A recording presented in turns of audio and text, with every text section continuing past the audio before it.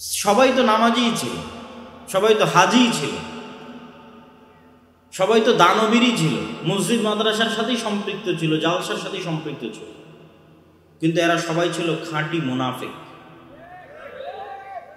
সবাই বলা ভুল হবে, অধিকাংশ ছিল খাঁটি মুনাফিক। কেন? রাসূলুল্লাহ সাল্লাল্লাহু আলাইহি ওয়াসাল্লাম বলেন, আরবাউন মান কুন্না ফীহি, চারটা বৈশিষ্ট্য যার মধ্যে আছে, ও নামাজ আদায় করলেও মুনাফিক, ও হজ করলেও মুনাফিক, ও দান করলেও মুনাফিক। এবং কি মুনাফিক?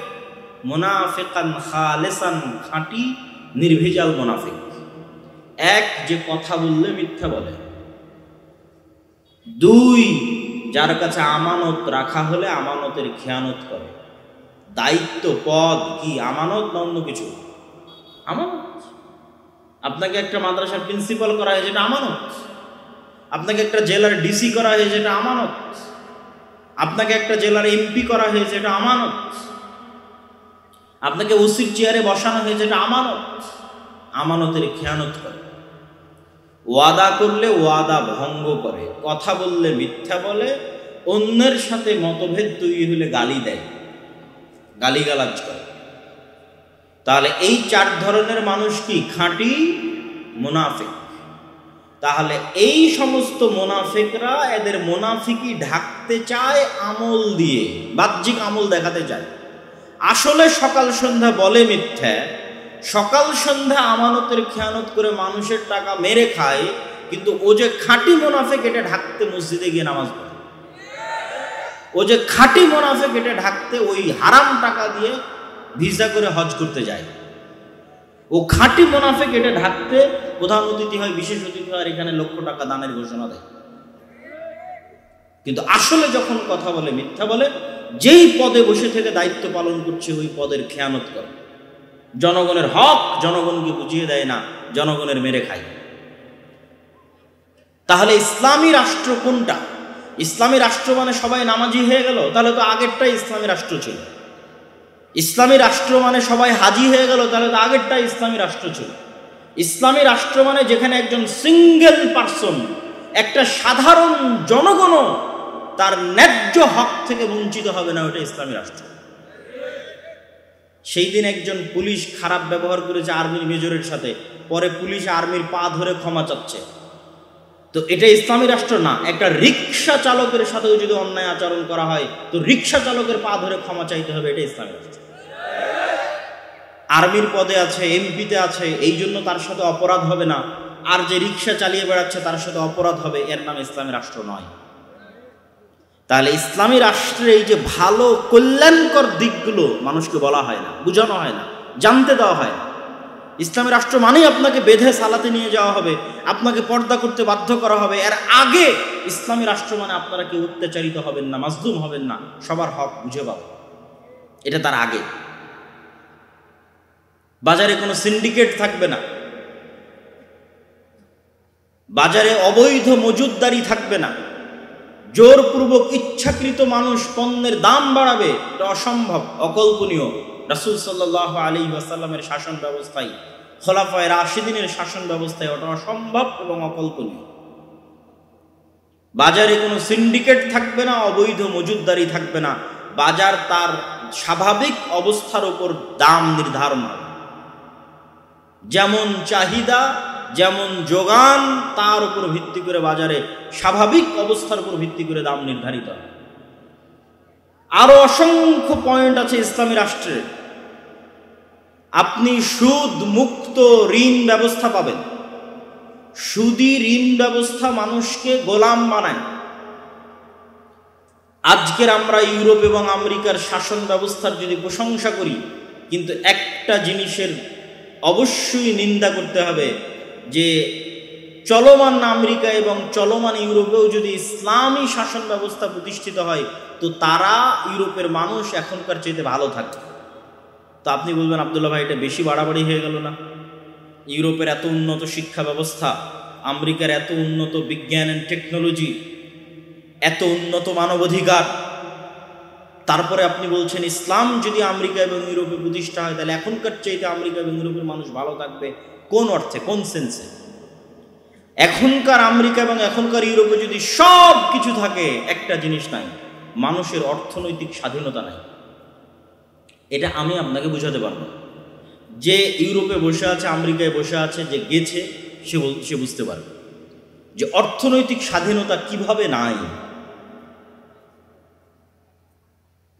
আপনি একটা সারা জীবনের ইনকাম দিয়ে একটা জমি কিনতে পারবেন না, সারা জীবনের ইনকাম দিয়ে একটা বাড়ি করতে পারবেন না সরকারের কাছ থেকে লোন নেওয়া ছাড়া।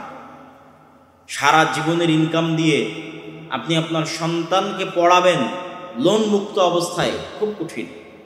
প্রত্যেকটা ধাপ এমনভাবে ইকোসিস্টেম তৈরি করা আছে সুদের, যে একটা ধাপ ফেললেও আপনাকে সেখানে সুদের সাথে সম্পৃক্ত হতে হবে, লোন নিতে হবে। আলাদা কোনো ক্যাশ মানিই নাই যে এরকম ক্যাশ টাকা, প্রত্যেকটা ক্যাশ টাকার বিপরীতে লোন আছে। 1000 টাকা আমার পকেটে আছে, এর বিপরীতে লোন আছে। এর বিপরীতে লোন ছাড়া টাকার অস্তিত্ব হতে পারে, এটা অসম্ভব।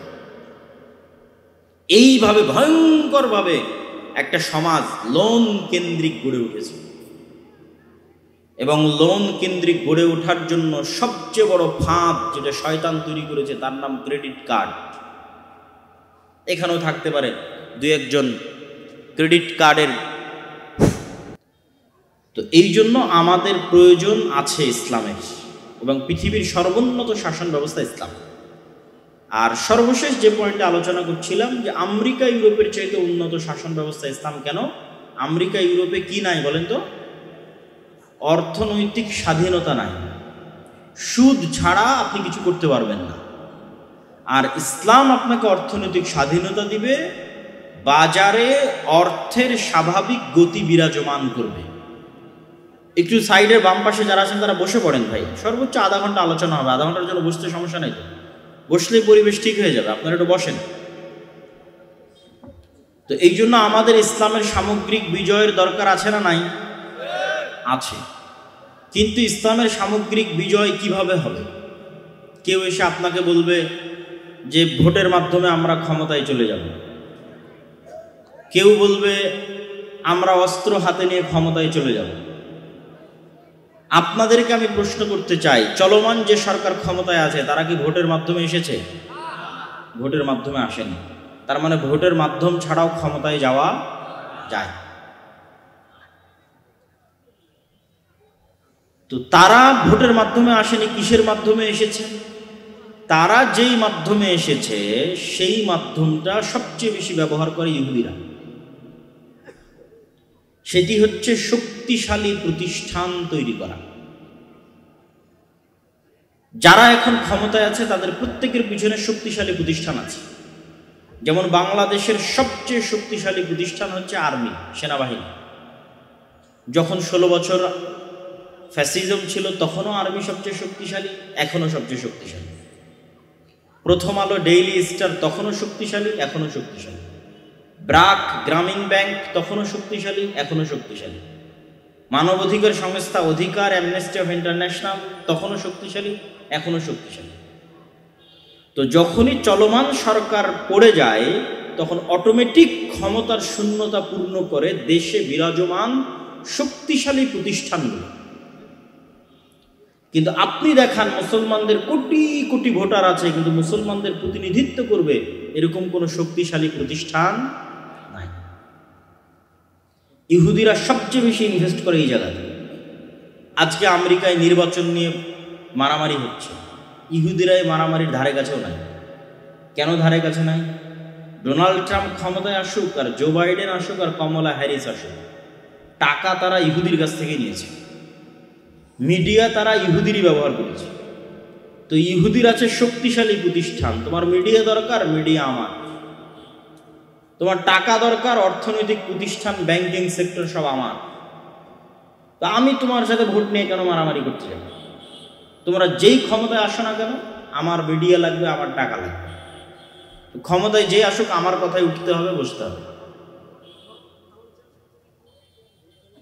তো শক্তিশালী প্রতিষ্ঠানের জন্য মুসলমানেরা কাজ করে না। মুসলমানদের শুধু শর্ট টাইম, অল্প সময়, এখনই দরকার, এখনই ভোট করে আমরা ক্ষমতায় চলে যাব। আপনাকে এখনই ক্ষমতায় যেতে হবে, এই কথা কে বলেছে? 50 বছর পর কিভাবে ক্ষমতায় যাবেন তার পরিকল্পনা করে। 100 বছর পর কিভাবে ক্ষমতায় যাবেন তার পরিকল্পনা করেন। কেন এই কথা আমি বলতেছি? এই জন্য বলতেছি, ইসলাম যখন ক্ষমতায় আসবে তখন পূর্ণ ক্ষমতার সাথে ক্ষমতায় আসবে, আংশিক ক্ষমতা নিয়ে কম্প্রোমাইজের সাথে ইসলাম আসবে না। রাসূলুল্লাহ যে আয়াত বক্তব্যের শুরুতে পাঠ করেছিলাম, রাসূলুল্লাহ সাল্লাল্লাহু আলাইহি ওয়াসাল্লামকে আবু জাহাল বলেছিল, 1 বছর তোমার আল্লাহর ইবাদত হবে, 1 বছর আমাদের মূর্তির পূজা হবে। আমরা ঐক্য জোট করে একসাথে মক্কার ক্ষমতা চালাবো, 1 বছর তুমি প্রধানমন্ত্রী, 1 বছর আমি প্রধানমন্ত্রী। তখন রাসূলুল্লাহ সাল্লাল্লাহু আলাইহি ওয়াসাল্লাম বলেছিলেন, লাকুম দীনুকুম ওয়ালিয়া দীন, তোমার দিন তুমি ইবাদত করো, আমার দিন আমাকে পালন করতে দাও। লা আ'বুদু মা তা'বুদুন, তোমরা যার ইবাদত করো তার স্বীকৃতি আমরা দিতে পারবো না। এই জন্য তোমার সাথে জোট করে ইসলামকে ক্ষমতায় নিয়ে আসতে হবে, এই কাজ আমার নয়। কিন্তু আমি মুহাম্মদ যেই দিন মক্কার শাসন ক্ষমতায় যাব, সেই দিন পূর্ণাঙ্গ ক্ষমতার সাথে মক্কার শাসন ক্ষমতায় যাব, পূর্ণাঙ্গ ক্ষমতার সাথে। তো আপনি আজকে ভোটের রাজনীতিতে অংশগ্রহণ করে যদি ক্ষমতায় যান, এটি হবে কম্প্রোমাইজড ইসলাম, আপোষকামী ইসলাম।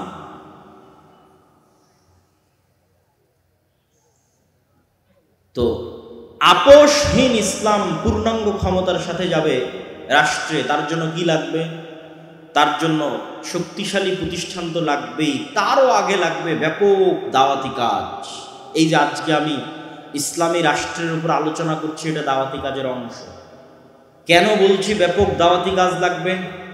এখন এই মুহূর্তে যদি ইসলাম ক্ষমতায় যায়, বাংলাদেশের মানুষই আন্দোলন করে নামিয়ে দিবে। কেননা তারাও মন থেকে চায় না যে ইসলাম আসুক এবং ইসলাম এখানে শাসন করুক। এই জন্য আপনাকে গ্রাউন্ড রেডি করতে হবে, মানুষের ব্রেনে দিতে হবে ইসলাম আসলে কি উপকার। ইসলাম আসলে শুধু তোমাকে পিটিয়ে সালাত আদায় করাবে এটা আগে, না ইসলাম আসলে তুমি মাজলুম হবা না, তোমার অধিকার ফিরে পাবা এটা আগে। তোমার পরবর্তী প্রজন্ম, তোমার ছেলে মেয়ে, পুতি নাতি নাতনি, কাউকে তার ন্যায্য অধিকারের জন্য মানুষের দ্বারে দ্বারে ঘুরতে হবে না। সে ন্যায় বিচার পাবে, তার হক বুঝে পাবে, রাষ্ট্র উন্নত হবে, দুর্নীতি মুক্ত হবে। এটা ব্যাপক দাওয়াতি কাজ লাগবে। এখন এই মুহূর্তেও যদি আল্লাহ সুবহানাহু ওয়া তাআলা কোনো নবী পাঠাতেন, সেই নবী কি করতেন বলেন তো? দাওয়াত দিতেন। আর নবীরা নিজ নিজ যুগের সবচেয়ে শক্তিশালী শাসকের কাছে দাওয়াত নিয়ে গেছে। মূসা আলাইহিস সালাতু ওয়াস সালাম তার যুগের সবচেয়ে বড় স্বৈর শাসক ফেরাউনের কাছে দাওয়াত নিয়ে গেছে। তারপরে ইব্রাহিম আলাইহিস সালাতু ওয়াস সালাম তার যুগের সবচেয়ে বড় শাসক নমরুদের কাছে দাওয়াত নিয়ে গেছে। মুহাম্মদ সাল্লাল্লাহু আলাইহি ওয়াসাল্লাম তার যুগের নেতৃস্থানীয় ব্যক্তিবর্গ আবু জাহাল, আবু লাহাবের কাছে দাওয়াত নিয়ে গেছে। আর আমরা যদি নেতৃস্থানীয়দের কাছে দাওয়াত নিয়ে যাই, নিজেদের স্বার্থে নিয়ে যাই, ইসলামের স্বার্থে নয়। যেমন আমরা ধরেন আমরাও গেছি বহু, আপনারাও এই মাদ্রাসা কমিটি, এই যতজন নেতৃস্থানীয় ব্যক্তি আছে তাদের কাছে গেছেন আপনার মাদ্রাসার উপকারের জন্য। তো আমরাও এরকম যতজনের কাছে গেছি ততজনের কাছে আমার ফাউন্ডেশনের কোনো কাজ আটকে আছে, আমার মাদ্রাসার কোনো সমস্যা আটকে আছে, সেটার জন্য। শুধু ইসলামের দাওয়াত নিয়ে নিঃস্বার্থভাবে কেউ দাওয়াতি কাজ করে না। কিন্তু নবীরা যখন দাওয়াত দিতেন ওখানে কোনো চাওয়া পাওয়া ছিল না। লা আসআলুকুম আলাইহি আজরা, আমি তোমাদের কাছে এই দাওয়াতের বিনিময়ে কিছু চাই না। তোমাকে যে বলছি তুমি ইসলাম অনুসরণ করো, তার বিনিময়ে কিছুই চাই না যে আমার মাদ্রাসায় কিছু দিতে হবে, আমার মসজিদে কিছু দিতে হবে, উমুক করতে হবে, তুমুক করতে হবে। নির্বাচনের সময় দেখবেন চেয়ারম্যান সাহেবের নিকট থেকে প্রত্যেকটা মসজিদ কর্তৃপক্ষ অনুদান নেবে, নেয় না? এমপির কাছ থেকে প্রত্যেকটা মসজিদের আবদার আছে এসি দিতে হবে, প্রত্যেকটা মসজিদের আবদার আছে। মানে আপনি সেই এমপির কাছে যাচ্ছেন, চেয়ারম্যানের কাছে যাচ্ছেন ইসলামের নিঃস্বার্থ প্রতিনিধি হিসেবে। কথা বলেন, ইসলামের নিঃস্বার্থ প্রতিনিধি হিসেবে না। কেউ সরকারি কোনো দায়িত্বশীলের কাছে নিঃস্বার্থভাবে ইসলামের প্রতিনিধি হিসেবে দাওয়াত নিয়ে যায় না। সবার নিজ নিজ ব্যক্তিগত প্রাতিষ্ঠানিক স্বার্থ আছে, সেটির ভিত্তিতে যায়। এই কারণে আমাদের দাওয়াত সফল হয় না। এক নম্বর লাগবে ব্যাপক দাওয়াতি কাজ। এটা আমাদের মাসিক আল ইতিসামের সম্পাদকীয় থেকে বলছি। এই মাসের মাসিক আল ইতিসামের সম্পাদকীয়ের হেডিং হচ্ছে ইসলামের সামগ্রিক বিজয় যেভাবে সম্ভব। তার এক নম্বরে দেওয়া আছে ব্যাপক দাওয়াতি কাজ। 2 নম্বর হচ্ছে সমাজ ও দেশের সাথে সম্পৃক্ত থাকা। আমাদের নবী মুহাম্মদ সাল্লাল্লাহু আলাইহি ওয়াসাল্লাম লেখকও ছিলেন না, গবেষকও ছিলেন না, পাঠকও ছিলেন না। কেন? তিনি লেখাও জানতেন না, পড়াও জানতেন না। এই জন্য পড়া জানলে না বই কিনবে, পড়া জানলে না বই কিনে পড়বে, লেখা জানলে না বই লিখবে। তাহলে ঘরের কোণে বসে বই পড়ার, বই লেখা তার কাজ ছিল না।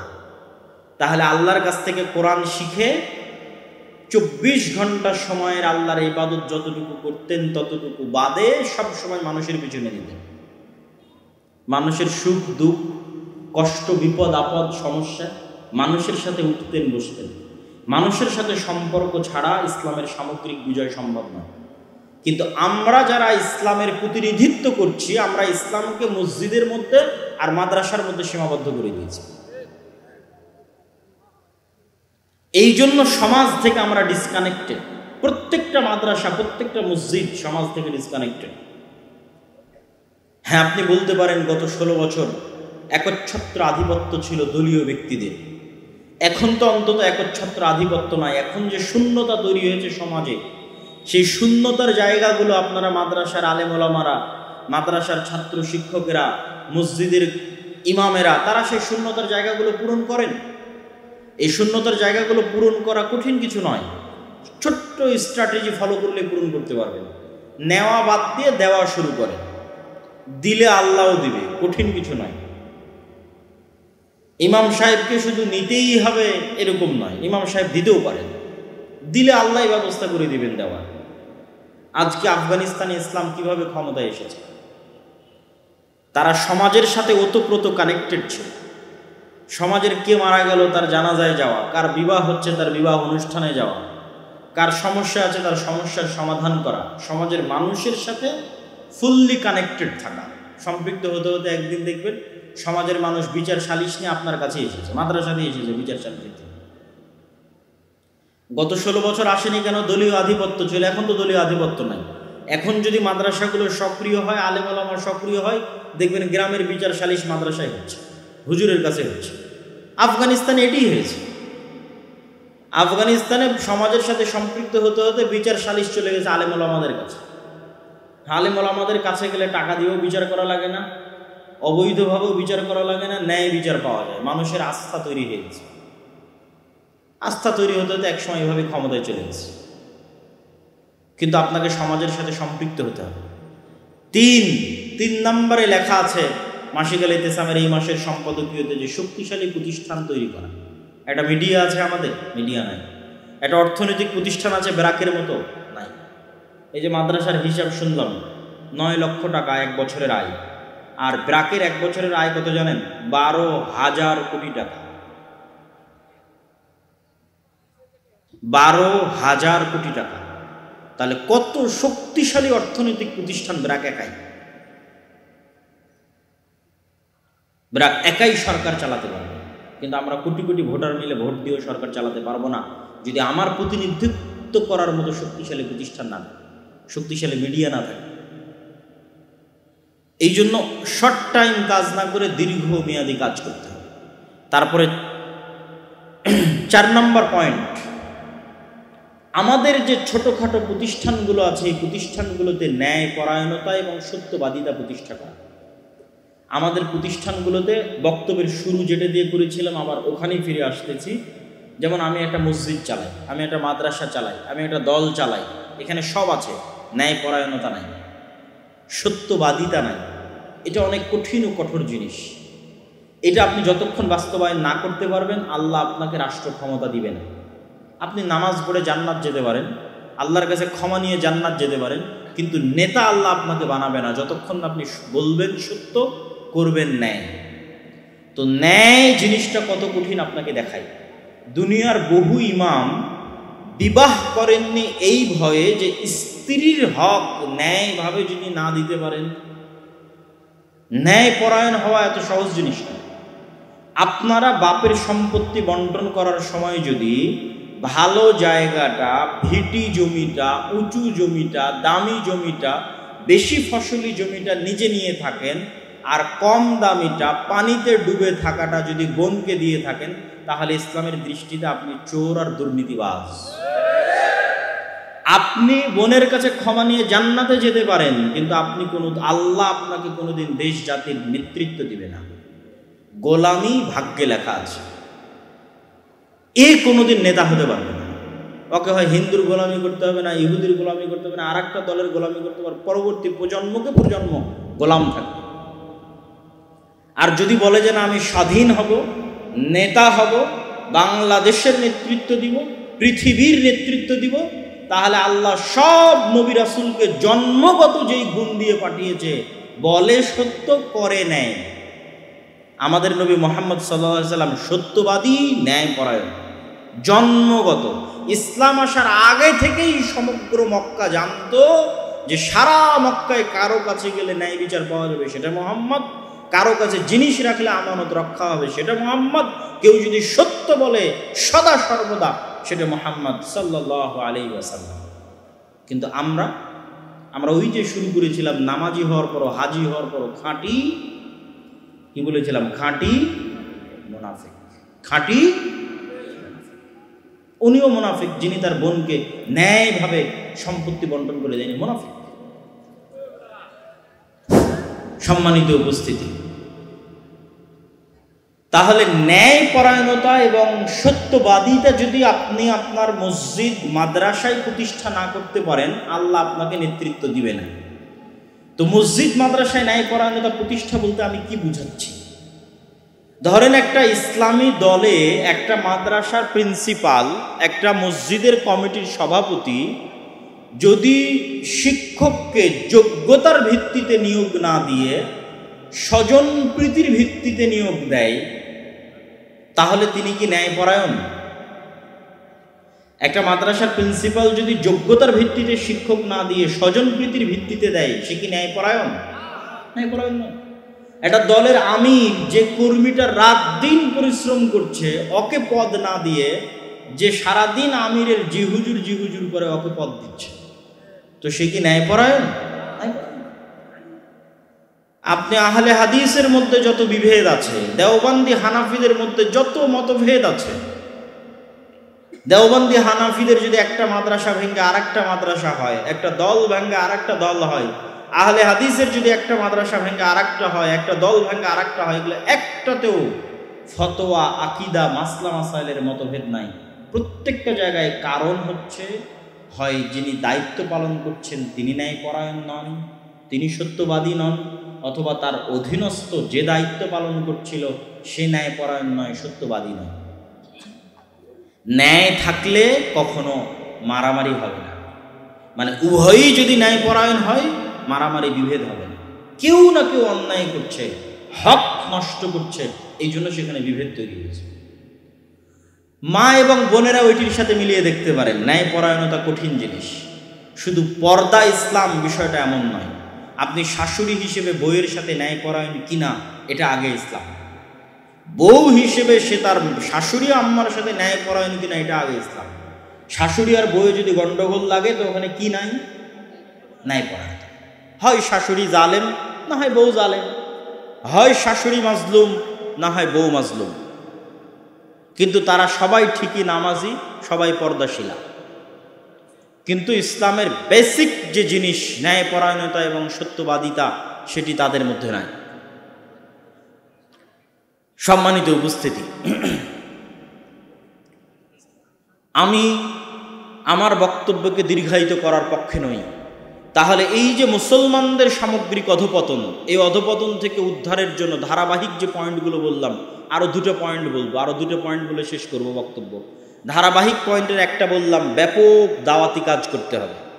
বক্তব্য শুরু করেছিলাম কেন ইসলামের সামগ্রিক বিজয় দরকার, কেন দরকার, তার মাধ্যমে কিভাবে দরকার। 1 নম্বরে বলেছি ব্যাপক দাওয়াতি কাজ, 2 নম্বরে বলেছি সমাজ ও দেশের সাথে সম্পৃক্ত থাকা, 3 নম্বরে বলেছি শক্তিশালী প্রতিষ্ঠান লাগবে, কোটি কোটি ভোটার দিয়ে কোনো লাভ নাই। 4 নম্বরে বলেছি যে ছোট ছোট প্রতিষ্ঠানগুলো আপনারা চালান, মসজিদ চালান, মাদ্রাসা চালান, এখানে কি প্রতিষ্ঠা করেন? কি প্রতিষ্ঠা করেন? ন্যায় পরায়ণতা এবং সত্যবাদিতা। সালাত তো আছে, মসজিদ মাদ্রাসায় সালাত নাই? হুজুর সালাত পড়ে না? ছাত্ররা সালাত পড়ে না? মসজিদের কমিটি সালাত পড়ে না? পড়ে, বেশিরভাগই পড়ে। নাই কি? ন্যায় পরায়ণতা নাই, সত্যবাদিতা নাই। মসজিদের কমিটি ইমাম এবং মুয়াজ্জিনের সাথে ন্যায় পরায়ণ কিনা ওটার আগে বিচার করি।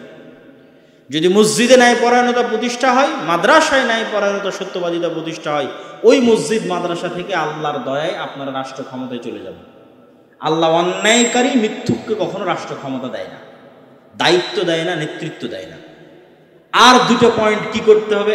এক, নিজের দিনের উপর শক্তিশালীভাবে কনফিডেন্ট হতে হবে। আমাদের দেশ যে কোনো মুহূর্তে গাজা হয়ে যেতে পারে। কি হতে পারে? গাজা। কোথাকার গাজা? ফিলিস্তিনের গাজা। ফিলিস্তিনের গাজায় বিদ্যুৎ দেয় আর বন্ধ করে কে জানেন? ইসরায়েল। যে গাজাতে এখন বিদ্যুৎ সাপ্লাই দিব অথবা বন্ধ করব, এই সিদ্ধান্ত কার কাছে? ইসরায়েলের কাছে। আর সেই দিন সংবাদে দেখলাম ভারতের আদানি গ্রুপ বলতেছে আগামী 7 তারিখের মধ্যে টাকা পরিশোধ না করলে বাংলাদেশে বিদ্যুৎ সাপ্লাই বন্ধ হয়ে যাবে। তাহলে গাজা তো অর্ধেক হয়ে গেছে। এই পৃথিবীর দ্বিতীয় গাজা হওয়ার সকল ক্রাইটেরিয়া বাংলাদেশে মজুদ আছে, মানে সকল উপকরণ বাংলাদেশে আছে যে বাংলাদেশ পৃথিবীর দ্বিতীয় গাজা হবে। পৃথিবীর সবচেয়ে বড় কারাগারে পরিণত হয়ে যাবে বাংলাদেশ। আমাদের পার্শ্ববর্তী দেশ ভারতের আধিপত্য এবং দাসত্বের কারণে মুক্তি পাবেন কিভাবে? যত কট্টর আপনি দিনের উপর হবেন তত দ্রুত মুক্তি পাবেন। ওরা কিসের উপর কট্টর হচ্ছে? ভারতের মানুষেরা বা ভারতের সরকারেরা কিসের উপর কট্টর হচ্ছে? ওদের দিনের উপর। কিসের উপর কট্টর হচ্ছে? হিন্দুত্ববাদীর উপর কট্টর হচ্ছে। বাংলাদেশে পর্যন্ত বাংলাদেশের আকাশে বাংলাদেশের পতাকার উপরে গেরুয়া পতাকা উঠতেছে, তাহলে কি পরিমাণ কট্টর! নিজের দিনের উপর কি পরিমাণ কট্টর! ওদের চাইতেও শতগুণে কট্টর হচ্ছে ইহুদিরা নিজেদের দিনের উপর। ভ্রান্ত হওয়ার পরও তাদের দিনের উপর কট্টর। একটা শুধু ইহুদিদের কঠোরতার উদাহরণ দেই দিনের উপর। ইহুদিদের এমন কোনো রেস্টুরেন্ট পাবেন না যেই রেস্টুরেন্টে একজন হুজুর বেতনভুক্ত নাই। ইহুদি হুজুর। ইহুদি হুজুরকে তারা বলে রাবাই। ইহুদি হুজুরকে কি বলে? রাবাই। প্রত্যেক রেস্টুরেন্টে একটা ইহুদি হুজুর কেন লাগবে? শুধু খাবারটা হালাল ওয়েতে রান্না হচ্ছে কিনা এটা চেক করার জন্য। কত শক্ত নিজের দিনের অনুসারী হলে প্রত্যেকটা রেস্টুরেন্টে একটা করে হুজুরকে শুধু এই মর্মে বেতন দিয়ে বসিয়ে রাখতে পারে, হুজুরের কোনো কাজ নাই। ওই ইহুদি রাবাইয়ের কোনো কাজ নাই, না পরাটা ভাজতে হবে, না আলু কাটতে হবে, না চুলায় জাল দিতে হবে, কোনো কাজ নাই। খালি বসে থেকে কি দেখবে? হালাল হচ্ছে কি। মানে ইহুদি ধর্মীয় গ্রন্থ অনুযায়ী রান্নার প্রসেস হালাল হচ্ছে কেন। প্রথম আগুন জ্বালিয়ে দিবে ইহুদি রাবাই, ডিমটাও ভেঙে দিবে ইহুদি রাবাই, মুরগিটাও জবাই করে দিবে ইহুদি রাবাই। আর যারা জীবনে ইহুদিদেরকে দেখেনি তারা পৃথিবীতে কিছুই দেখেনি। কেননা আপনি জাপান যাবেন, কোরিয়া যাবেন, আমেরিকা যাবেন, ইউরোপ যাবেন, খ্রিস্টানদের সাথে উঠা বসা করবেন, এরা কিছু জানে না, এরা পথভ্রষ্ট। ওই সমস্ত পথভ্রষ্ট খ্রিস্টান আর আমাদের পথভ্রষ্ট মুসলমানের মধ্যে কোনো পার্থক্য নেই। ওরাও কিছু জানে না, এরাও কিছু জানে না, কিন্তু কিছু জানে ইহুদিরা। ওরা ওদের দিনের উপর কঠিনভাবে কট্টর। তো বলবেন আব্দুল্লাহ ভাই আপনি তো ইহুদিদের প্রশংসা করছেন। প্রশংসা না, ওরা কেন খারাপ, কেন অভিশপ্ত সেটিও বলি। ইহুদিরা ইহুদিদেরকে আল্লাহ অভিশপ্ত বলেছে কোরআনে, কেন অভিশপ্ত সেটিও বলি। আমরা মুসলমানেরা যদি জানি যে মদ খাওয়া হারাম, তো আমি কি চাইবো একটা হিন্দুর ছেলে মদ খাক? কথা বলেন না যে আমি এটা চাইবো? চাইবো না। আমি মুসলমান হিসেবে এটা চাইবো না যে একটা হিন্দুর ছেলেও সিগারেট খাক। এটা হচ্ছে ইসলামের কল্যাণকামিতা। ইসলাম এবং মুসলমানেরা সত্য জানে আর চায় যে সারা পৃথিবীর সব মানুষ এই সত্য জানুক আর এই সত্যের অনুসরণ করুক। আর ইহুদিরা এই জায়গাতেই হলো সবচেয়ে ব্যতিক্রম। ইহুদিরা জানে মদ খাওয়া ক্ষতিকর, এই জন্য একটা ইহুদির সন্তানও মাদকাসক্ত নেশাগ্রস্ত নয়। কিন্তু ইহুদিরা এটাও জানে পৃথিবীর মানুষকে গোলাম বানাতে চাইলে এদেরকে মাদকাসক্ত করতে হবে, অতএব পৃথিবীর সব মানুষকে মাদকাসক্ত করো, কিন্তু তোমরা মাদকাসক্ত হও না। মানে আমরা ইহুদিরা আমরা মাদকাসক্ত নেশাগ্রস্ত হব না, কিন্তু সারা দুনিয়ার মানুষ যেন মাদকাসক্ত নেশাগ্রস্ত হয় তার জন্য যা করা লাগবে সব। আমরা হারাম খাবো না, কিন্তু সারা দুনিয়ার মানুষ যেন হারাম খায় তার জন্য যা করা লাগবে করো। আমি নিজে ইহুদিদেরকে কাছ থেকে দেখেছি, এই জন্য বলতেছি। আপনারা আপনাদের দিনের উপর কনফিডেন্ট নন, ওরা কট্টর কনফিডেন্ট। 100 জনে 90 জন ইহুদি দাঁড়িয়ে রাখে, 100 জনে 90 জন ইহুদি দাঁড়িয়ে রাখে, এবং দাঁড়িয়ে রাখার ক্ষেত্রে ওরা চুল পরিমাণ ভাবে না যে দুনিয়ার কে কি ভাববে, কে কি বলবে, পরোয়াই নেই। আর আপনি এখন দাঁড়িয়ে রেখে দেখেন, আপনার বাপ মা থেকে শুরু করে সমাজের মানুষ থেকে শুরু করে কলিগ থেকে শুরু করে সবাই বলবে কেন এখনই দাঁড়িয়ে রাখলাম, মানুষ কি বলবে, সমাজ কি বলবে, অমুক হবে তমুক হবে। মানে নিজের দিনের উপর কনফিডেন্ট নয়। তো যে নিজের দিনের উপর যে কট্টর নয়, ও কিন্তু স্বাধীন হতে পারবে না। আপনি ভারতের কবল থেকে স্বাধীনতা পাবেন না যতক্ষণ না ও যেমন ওর দিনের উপর কট্টর হচ্ছে, আপনিও আপনার দিনের উপর কট্টর না হবেন। ও ওর দিনের উপর কট্টর হচ্ছে না, কট্টর হচ্ছে, তা আপনি আপনার দিনে কেন ছাড় দিলেন? আপনি ছাড় দিলে গোলাম থাকবেন। তাহলে ইহুদিরা কেন খারাপ? ইহুদিরা সত্য জানে, কিন্তু পৃথিবীর মানুষ যেন ওই সত্য না জানতে পারে, না মানতে পারে, তার সকল ব্যবস্থা করে। মুসলমানেরা সত্য জানে, কিন্তু মুসলমানেরা চায় সারা পৃথিবীর মানুষ সত্য জানুক, আর খ্রিস্টানেরা সত্যই জানে না, পাগল। আল্লাহ বলেছে ওয়ালা দাল্লিন, এই জন্য সবচেয়ে বেশি ইসলাম গ্রহণ করবে খ্রিস্টানরা, আগেও করেছে, ভবিষ্যতেও করবে। তাহলে আমাদেরকে আমাদের দিনের উপর কট্টর হতে হবে। কট্টর হওয়া ছাড়া, আল্লাহর নবীর দিন অনুসরণে আপোষহীন, হেজিটেশনবিহীন হওয়া ছাড়া আপনি স্বাধীনতা পাবেন না। ভারতের গোলামি আমাদের এবং আপনাদের কপালে তখন লেখা থাকে। আর সর্বশেষ পয়েন্ট, যেটি না শুনে আপনারা কেউ উঠে যাবেন না, সর্বশেষ পয়েন্ট হচ্ছে কলোনিয়াল মাইন্ড সেট আপ থেকে বের হওয়া। এটা এত কঠিন কিছু না, সহজ করে বুঝিয়ে দিচ্ছি। কলোনি মানে উপনিবেশ। উপনিবেশ কি? আমরা 190 বছর ব্রিটিশের গোলাম ছিলাম, এটাকেই বলা হয় কলোনি। আমরা 190 বছর ব্রিটিশের গোলামি করেছি, মানে আমরা ব্রিটিশের কলোনি ছিলাম। তো আমরা যেমন ব্রিটিশের কলোনি ছিলাম, তো 190 বছর কি অল্প দিন না অনেক দিন? 16 বছরে বলে বাংলাদেশের মানুষের নিঃশ্বাস বন্ধ হয়ে গেছে। তাহলে কল্পনা করেন তো 190 বছরে কি হয়েছে। তো 190 বছর যারা গোলাম থেকেছে তারা তো আমাদেরই বাপদাদা, আমাদেরই দাদা পরদাদা। তারা তো আপনি বলে 16 বছরে নিঃশ্বাস বন্ধ হয়ে, তাহলে 190 বছরে কি হতে পারে? তো 190 বছর যে আমরা ব্রিটিশদের গোলামি করেছি, ওটা রক্তের মধ্যে এমনভাবে মিশে গেছে যে আমরা ওই কলোনিয়াল মাইন্ড সেট আপ, দাসত্বের মন মানসিকতা থেকে বের হতে পারছি না। নিজেদের অজান্তে, জানতে নয়, নিজেদের অজান্তেই গোলামির মানসিকতা বহন করে বেড়াই আমরা। ছোট্ট দিয়ে এটা আমি নিজেও বুঝতে পারতাম না। আমি যদি ইউরোপ সফর না করতাম তো এটা বোঝা আমার পক্ষে সম্ভব ছিল না। আমি যখন ইংল্যান্ড থেকে বের হয়ে ফ্রান্স, ইতালি এবং স্পেনে ঢুকলাম, আমি কোনোদিন কল্পনাও করিনি, আগেও তো কেউ কোনোদিন আমাকে বলেও নি, শুনিও নি, জানিও নি। কেউ বললে হয়তো শুনতাম, জানতাম। তো আর কোনোদিন এরকম হতে পারে এটাও কল্পনা করিনি, এরকম হতে পারে এটা আমার মাথাতে ছিল না। ইতালি, স্পেন এবং ফ্রান্সে ঢুকার পর দেখা গেল কিছু কিছু বিমানবন্দরে এক্সিট শব্দটাও ইংরেজিতে লেখা নাই। খুঁজে পাই না কোন দিক দিয়ে বের হবো, কারণ আমি তো ইতালির ভাষাও চিনি না, স্পেনের ভাষাও চিনি না, ফ্রান্সের ভাষাও চিনি না। আজীবন মনে করেছি যে ইংরেজি জানে তার জন্য সারা পৃথিবী সহজ। ইংরেজি বলে চলা যাবে না এরকম জায়গা পৃথিবীতে থাকতে পারে, এটা আমার কল্পনার বাইরে ছিল।